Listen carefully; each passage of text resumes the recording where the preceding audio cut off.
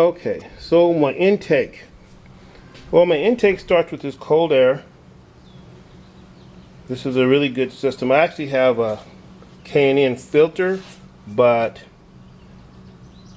the actual cold air intake system itself was made by, see, what's the name of them? Evolution Air Intake Systems. It's a pretty good system. It has this felt on the outside here combined with the aluminum metal, and that creates an air barrier. And later on I'll show you the huge difference in temperature inside here versus the temperature outside, right on my my cylinder head. I'll show, or even on my intake, I'll show you the difference in temperature with a little digital thermometer, because it really works great, and people don't realize how effective it is to have something that creates that air barrier, because it's extremely insulating and keeps your air nice and cool, giving you a nice crisp throttle response, just like you have in the morning early. If you don't have a cold air intake, but when you drive your car in the morning when it's cold and it's very crisp and responsive, then by the end of the day when it's hot it seems a little bit more sluggish or just mellowed out. You get that crisp throttle response all the time with these cold air intakes, and it's really, really nice. So the other thing I did was this is the 1999 E36 M3.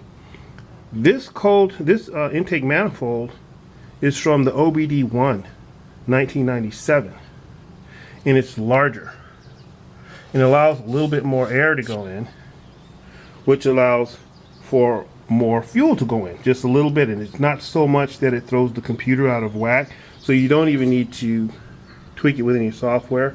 And what it gives you is a little bit better top end torque.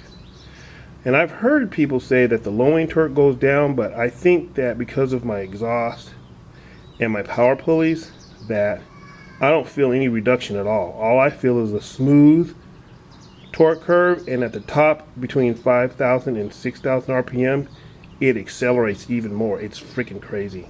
So anyway, these are the main three modifications I did for intake top side.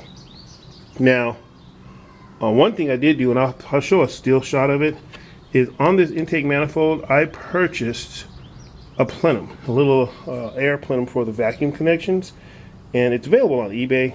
And I'll give you a shot of it before I installed it, a still shot in the middle here when I do the editing, so you can actually see what it is, because it was very convenient to have that when I hooked up all my vacuum connections.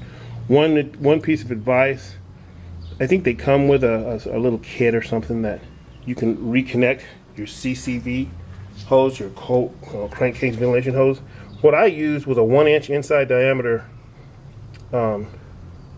piece of hose, and this works great. This works absolutely wonderful. It works way better. You probably never have to change it, and this is what I recommend. This is what I use, and it works great for me for many years. So that also was available on eBay. So working with my intake, of course, is my exhaust. So let's go back and take a look at that.